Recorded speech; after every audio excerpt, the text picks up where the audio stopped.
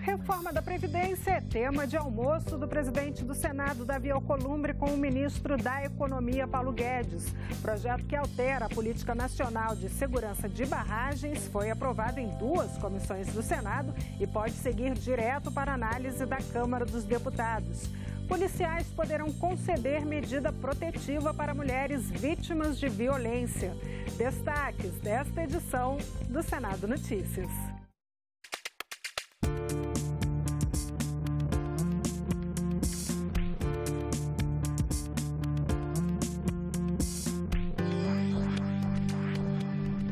Olá, boa noite.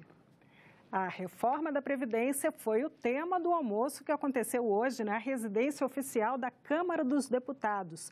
Além do presidente da Câmara, Rodrigo Maia, participaram do almoço o presidente do Senado, Davi Alcolumbre, o ministro da Economia, Paulo Guedes, e a líder do governo no Congresso, Joyce Hasselmann.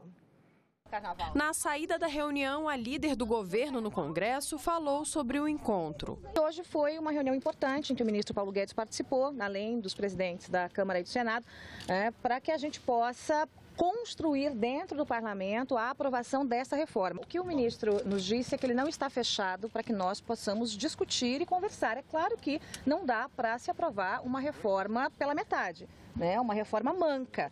Então, ele deixou bem claro que precisa da aprovação de uma reforma que realmente signifique uma economia de trilhão para os cofres públicos. A deputada destacou a importância do alinhamento entre o Executivo e o Legislativo. É nessa aproximação do Senado, Câmara e do Palácio do Planalto que a gente vai conseguir aprovar a reforma da Previdência, ou a nova Previdência. Se não houver esse alinhamento entre os poderes, a gente sabe que fica tudo muito mais difícil. Se a gente quer celeridade, e vai haver celeridade, a gente tem que ter essa unidade. Já no Senado, o presidente Davi Alcolumbre comentou que conversou com o ministro da Economia a respeito das mudanças propostas para o benefício de prestação continuada, o BPC. Eu falei para ele que o sentimento dos senadores em relação ao BPC estava muito ruim, por conta de que a casa achava que a economia com esse recurso era muito pouco, perto do desprestígio, digamos assim, em relação aos portadores de necessidades especiais e aos idosos. Atualmente, o BPC concede um salário mínimo para idosos de baixa renda a partir de 65 anos. Pelo novo texto, o valor seria reduzido a R$ 400 a idosos de baixa renda a partir de 60 anos e subiria para um salário mínimo a partir de 70 anos. Falamos com o Paulo Guedes, como falamos ontem com o próprio presidente da República em relação a isso, e ambos estão sensíveis a abrir um diálogo em relação ao BPC. Então a gente vai dialogar. Se vai flexibilizar, se não vai flexibilizar, se vai retirar, se vai ter um outro ponto, é o que nós vamos construir daqui para frente. Então essa reunião foi uma primeira conversa em relação a essas demandas dos líderes dos partidos no Congresso Nacional. Mais cedo, Davi Alcolumbre já havia anunciado que vai aguardar a instalação da nova Comissão de Constituição e Justiça da Câmara para criar a Comissão Especial do Senado, que vai acompanhar os debates da reforma da Previdência. Não convém nós montarmos essa comissão especial sem estar a matéria ainda recepcionada na CCJ. Então, nós decidimos aguardar para depois do Carnaval, para a Comissão de Constituição e Justiça da Câmara dos Deputados montar a sua composição, e a partir do momento que a comissão da Câmara estiver composta, nós vamos constituir a nossa comissão de acompanhamento. E o benefício de prestação continuada também foi discutido nesta quarta-feira pelos senadores em plenário. Não é humanamente aceitável desmontar o benefício de prestação continuada, criado pela legislação de 88, retirando dos idosos em extrema pobreza o direito de receber um salário mínimo para custear a própria sobrevivência a partir dos 60 anos. Começar com R$ 400 a partir dos 60 anos de idade é agredir o sistema de proteção que nos obrigamos a defender. Importante considerar que o BPC não é aposentadoria, e sim benefício.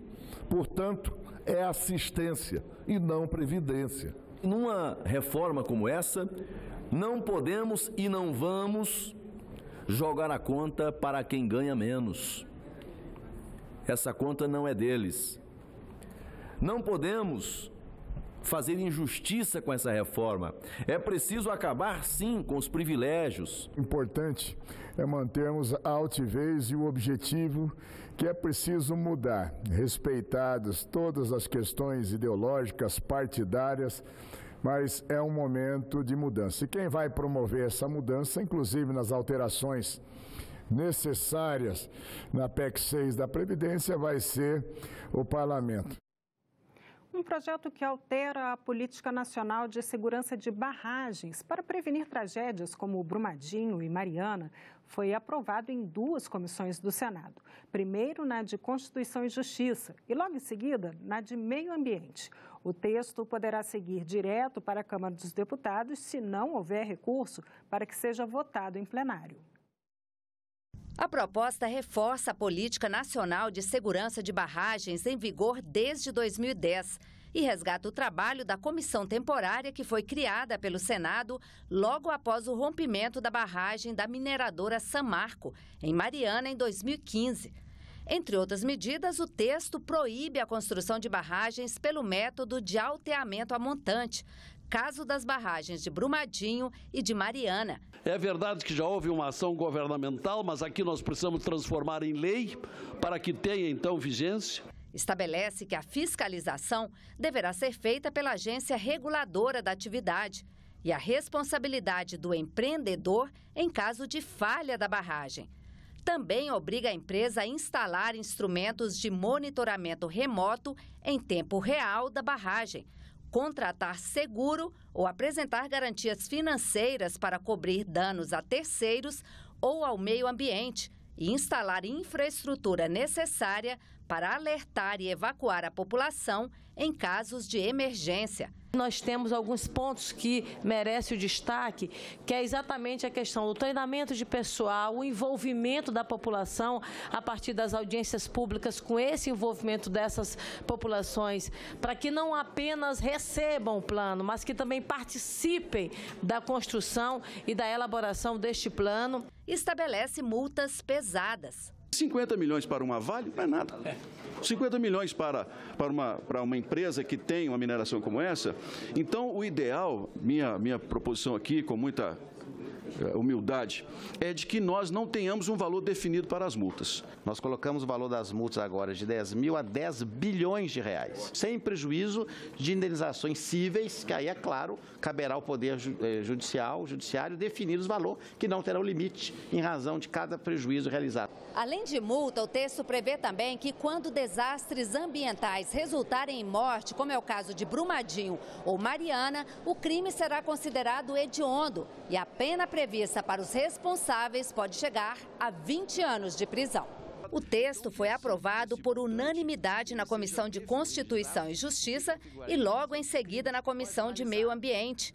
A proposta poderá ir direto para a Câmara se não houver recurso para ser analisada em plenário. Nós não vamos conseguir amenizar a dor dessas pessoas que passaram pela tragédia de Mariana 3 anos atrás e agora de Brumadinho há 34 dias. Mas nós estamos dando uma resposta à sociedade brasileira que nós vamos cumprir com o nosso compromisso a partir do momento que nós fomos eleitos.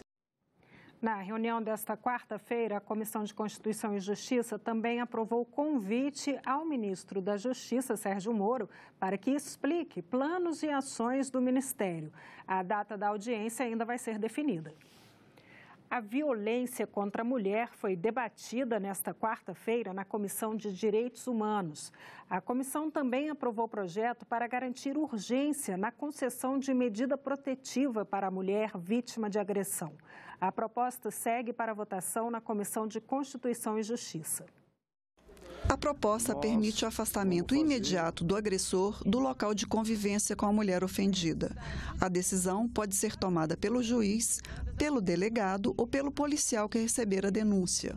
O objetivo é evitar a demora na concessão de medida protetiva e impedir que o agressor possa fugir para não ser preso em flagrante, fazendo com que a mulher em situação de violência fique com medo de voltar a ser agredida. A lei atual prevê um prazo prazo de 48 horas para que o pedido de medida de proteção seja encaminhado ao Poder Judiciário. A proposição representa um considerável avanço, pois permite que a autoridade policial possa determinar que o agressor seja imediatamente afastado do lar, verificada a existência de risco atual ou eminente à vida ou à integridade física da mulher ou de seus dependentes. A senadora Selma Arruda e o senador Alessandro Vieira queriam pedir vista para analisar melhor a proposta, mas eles desistiram e o texto foi aprovado com acordo de que as questões polêmicas continuarão sendo discutidas na CCJ.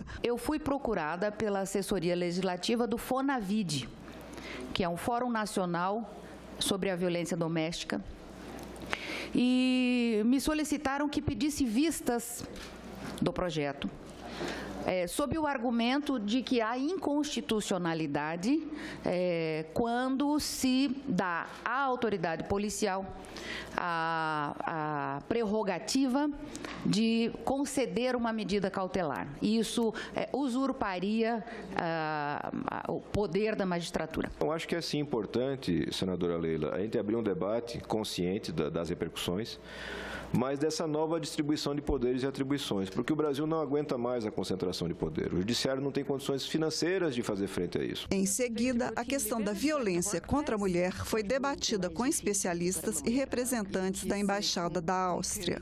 A violência contra as mulheres, como já falamos, é um problema global. Na Áustria, podemos dizer que mais ou menos 20-25% das mulheres sofrerão violência física ou sexual em suas vidas. E o exemplo da Áustria está aí para dizer: somos todas vítimas de violência. Mulheres ricas, pobres, pretas, brancas, somos.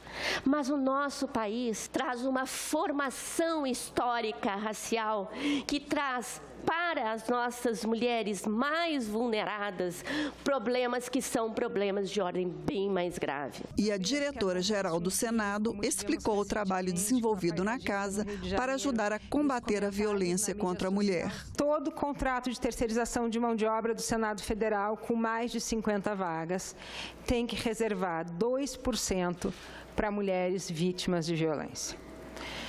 Isso foi um marco incrível, não só para a vida dessas mulheres, mas para o Senado. A ministra da Agricultura, Tereza Cristina, defendeu hoje em audiência pública no Senado maior eficiência na liberação de agrotóxicos no Brasil. Ela apresentou as prioridades da pasta na Comissão de Agricultura e Reforma Agrária. Na audiência, a própria ministra abordou alguns dos temas polêmicos que têm sido levantados na atuação do Ministério da Agricultura. Um deles, os processos de automação de licenças no setor agrícola. Não é possível que nós temos aí um parque industrial da agroindústria fortíssimo e a gente não possa confiar nos nossos empresários. O Ministério da Agricultura, o Estado brasileiro não tem pernas para fazer essa fiscalização do tamanho que hoje nós temos esse parque industrial brasileiro. Disse também que é preciso aumentar a segurança jurídica no acesso à terra. O Instituto Nacional de Colonização e Reforma Agrária, INCRA, já está sob o comando do Ministério e que a demarcação de terras indígenas também poderá ficar. A parte de demarcação de terra indígena, que também está vindo para o INCRA e que será tratada com a expertise que o INCRA já tem sobre os quilombolas, né? Então, esse é um assunto também que tem sido muito debatido, mas eu tenho certeza que nós daremos segurança não só aos indígenas, mas também àqueles produtores que estão no entorno dessas terras demarcadas. A ministra foi questionada sobre o uso de agrotóxicos. Em relação ao licenciamento do agrotóxico, nós tivemos 20 tipos autorizados em 2016. Em 2017, 47. Em 2018, 60. Em 2019, nós estamos no mês de março, 86. Eu queria dizer à senhora que a liberação desses agrotóxicos, a lei não mudou. Eles estavam estagnados e agora a Anvisa resolveu trabalhar esse assunto, liberando aí várias moléculas nos últimos 2 meses que estavam lá paradas numa fila, que era a grande reclamação, né? 10 anos para se liberar uma molécula. A média que cada brasileiro consome por ano é 7,3 litros de agrotóxicos. Está aqui, ministra, tem uma pesquisa que foi, inclusive, publicada claramente pelos jornais. O jornal O Globo detalha com tranquilidade o que significa na vida das pessoas. É câncer, é puberdade precoce. Isso é impossível. Nós temos produtos que são analisados, são saudáveis, nós exportamos, olha a balança comercial do Brasil, nós exportamos. A senhora acha que os países lá fora receberiam, né, esses produtos nessa competição que existe, né, porque o Brasil cresceu muito nas suas exportações, se nós teríamos os nossos produtos aceitos lá fora? E afirmou que quando se tem uma economia forte, se pode preservar, mas que as políticas públicas precisam trazer resultados e que não devem atrapalhar o desenvolvimento, especialmente do grande produtor. Para o grande produtor, eu acho que a gente atrapalhar menos. Se o Estado atrapalhar pouco, eles vão embora, né? Eles precisam que a gente só não atrapalhe. A Comissão de Assuntos Sociais aprovou o projeto que determina que o motorista de transporte coletivo também deve ser incluído na categoria jurídica de motorista profissional. Com isso, os motoristas urbanos de linhas permanentes e itinerários fixos devem respeitar a mesma legislação dos motoristas profissionais, que exige, por exemplo, a realização de exames toxicológicos. A comissão aprovou ainda requerimento para que o ministro da Cidadania, Osmar Terra, apresente as diretrizes e os programas prioritários de sua pasta. E a Comissão de Meio Ambiente aprovou nesta quarta-feira o convite ao ministro do Meio Ambiente, Ricardo Salles, para prestar informações sobre as diretrizes e programas prioritários sob a responsabilidade da pasta. A data para o comparecimento do ministro ainda não está definida. O requerimento é de autoria do presidente da CMA, senador Fabiano Contarato. A comissão aprovou ainda um pedido de informações para o ministro de Minas e Energia, Bento Albuquerque. Os senadores querem saber quantas barragens existem no Brasil, qual tipo de minério é permitido nas barragens de rejeito, os métodos de expansão das barragens e os graus de risco de cada uma delas.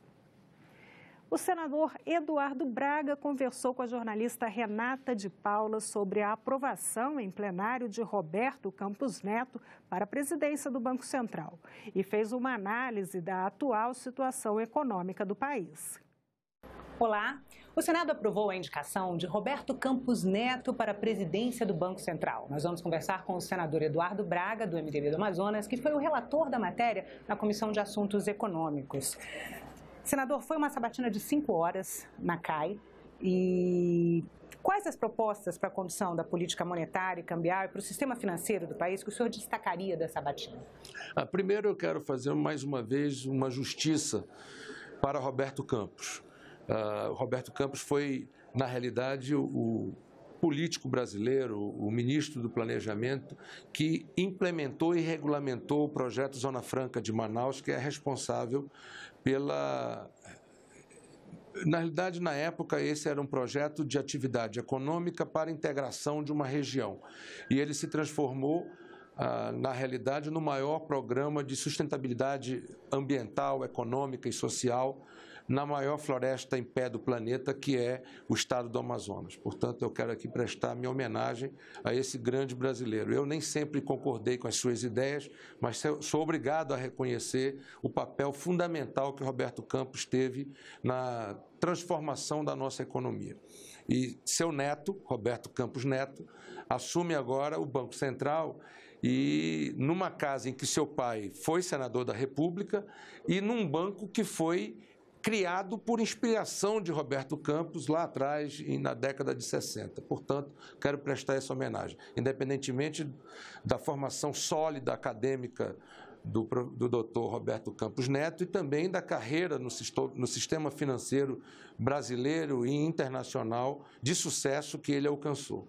Portanto, do ponto de vista da formação e do ponto de vista da qualificação, o doutor Roberto Campos Neto está habilitado, portanto, a ser um grande presidente do Banco Central. Fiquei muito bem impressionado com a apresentação dos dois diretores, principalmente do João Manuel. A Comissão de Assuntos Econômicos também avaliou. A diretoria, na realidade, do Banco Central, com a presidência de 2 diretores e a presidente da Comissão de Valores Mobiliários do país. Portanto, obviamente, era uma sabatina complexa, daí as 5 horas de sabatina. Mas o importante para o brasileiro que está nos assistindo é o Brasil voltar a ter taxas de juros civilizadas, porque a inflação caiu, o Brasil tem hoje uma inflação controlada no centro da meta, as taxas de juros de referência, que são a taxa Selic, também estão sob controle, 6,5% ao ano, mas nós não conseguimos explicar para você que está me assistindo e para nós mesmos por que a taxa de juros para o cidadão, ou para o micro e pequeno empresário, ou para o médio empresário, ou até mesmo para o grande empresário, precisa ser 6 vezes maior do que custa para os bancos captar esse recurso. Portanto, está faltando concorrência no setor bancário. Nós só temos 3 bancos privados no Brasil: Itaú, Bradesco e Santander, e 2 grandes bancos públicos, Banco do Brasil e Caixa Econômica, na 8ª economia do mundo. Então, é óbvio que o spread bancário é talvez o maior desafio que nós precisamos enfrentar para voltar a gerar 13 milhões de emprego para dar oportunidade a brasileiros que estão desempregados. O tema central das 5 horas de debate com o Banco Central foi exatamente esse: como fazer com que a população, o povo, o consumidor, o pequeno e o microempresário, o médio empresário, o grande empreendedor, possa ter acesso a crédito, e a crédito que seja competitivo no cenário internacional ou no cenário dos países emergentes. Senador, se a gente estivesse falando de matriz energética, a gente ia falar de uma composição de energia hidrelétrica, eólica, termoelétrica. Perfeito. E quando a gente está falando de sistema bancário, qual seria a composição saudável desse sistema financeiro, não bancário, né, desse sistema financeiro para o país? Não, mas na realidade é financeiro e bancário. Eu acho que a cooperativa é importante. Eu acho que as novas empresas de startups tecnológicas na área do sistema de crédito, que são as fintechs, é importante, mas isto não é suficiente para enfrentar os 5 grandes bancos brasileiros que detêm 96% do crédito brasileiro. Então, eles estabelecem a régua da taxa de juros. É preciso, portanto, fazer com que, por ações do Banco Central e por ações de concorrência bancária, em bancos de grande porte de varejo, que possam vir da China, que possam vir da Alemanha, que possam vir até mesmo dos Estados Unidos ou da Europa, para concorrer com os bancos brasileiros, aumentando, portanto, o volume de oferta de crédito. E mais, são exatamente aqueles que vivem nas regiões mais pobres do Brasil que são mais penalizados, porque eles não têm acesso ao quem mora no sul do país ou quem mora no sudeste e que já vive um momento de juros muito caros. Agora, você imagina quem mora em Atalaia do Norte, no noroeste do meu estado, a quase 1.400 quilômetros de Manaus. Não é de Brasília, não, é de Manaus. Se considerar de Brasília, nós estamos a 4.000 quilômetros, em plena floresta, mas lá vivem brasileiros que precisam ter inserção econômica.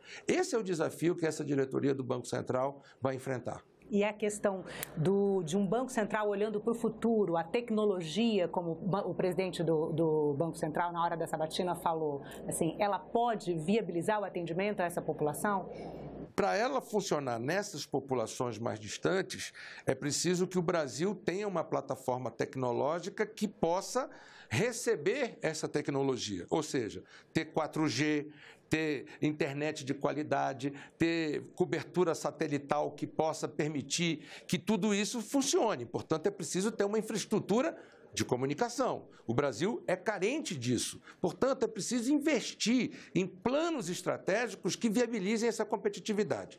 Mas, nas regiões onde o Brasil já tem essa plataforma e essa infraestrutura tecnológica, é óbvio que a tecnologia e os novos mecanismos que essas startups introduziram podem ser adaptadas para os grandes bancos. E aí, as taxas de administração desses bancos, que são muito altas, e há um trabalho, e aqui eu quero fazer justiça, feito pela CAI na época do Tasso Gereissati, na época do Armando Monteiro, que, publicado no ano passado pelo Senado, e eu me dediquei a estudar esse tema, porque acho que é um dos mais importantes no Brasil de hoje, é possível reduzir em pelo menos 30% a taxa de juros brasileira só reduzindo custos administrativos. A taxa de juros de crédito bancário. De crédito bancário. Eu, Eduardo, vou ao banco e quero um crédito... Não é a taxa Selic. Numa taxa Selic. A taxa Selic é a taxa de referência. Ela é de 6,5%. Mas vamos dizer, eu que sou um bom pagador, que não atraso minhas contas, etc., eu não consigo um empréstimo a menos de 60%, 65% ao ano. 10 vezes a taxa Selic. Uma empresa blue chip, ou seja, uma empresa que não tem problema de crédito, que tem taxa de liquidez alta, etc., boas garantias, etc., está emprestando a 35%. Então, é óbvio que isso se transformou num problema para a nossa economia. É bem verdade que, num determinado momento, nós tínhamos um problema de quebradeira no sistema financeiro. Banco Nacional quebrou, Banco Econômico quebrou, Bamerindos quebrou, mas isso está no passado. O Brasil reestruturou o seu sistema financeiro e tem hoje um sistema financeiro muito robusto, mas isso não nos basta. Não nos basta. Por quê? Porque as pessoas precisam ter acesso a uma plataforma maior de crédito e, ao mesmo tempo, com juros mais baixos. E qual a avaliação que o senhor faz do conjunto de diretores de Banco Central, Comissão de Valores Mobiliários, que foi avaliada na Comissão de Assuntos Econômicos? Volto a dizer as minhas primeiras palavras. Do ponto de vista da formação e da qualificação, eu diria que são dos melhores que nós temos. Agora, é preciso que eles tenham compromissos com os objetivos. Não basta controlar a inflação. Em controlar a inflação é importante? Mas é preciso controlar a inflação com altos níveis de atividade econômica, com altos níveis de empregabilidade do nosso povo. Porque senão você resolve o problema da inflação e mata o povo desempregado, sem condições de sustentar a sua família, sem condição de se alimentar, sem ter segurança pública adequada, sem ter saúde pública adequada. Portanto, resolver o problema do crescimento econômico brasileiro é fundamental para a vida melhorar para o povo brasileiro. E nós ficamos por aqui. Você pode rever as reportagens desta edição na nossa página na internet, senado.leg.br/tv. Muito obrigada pela companhia. Continue sintonizado aqui na TV Senado.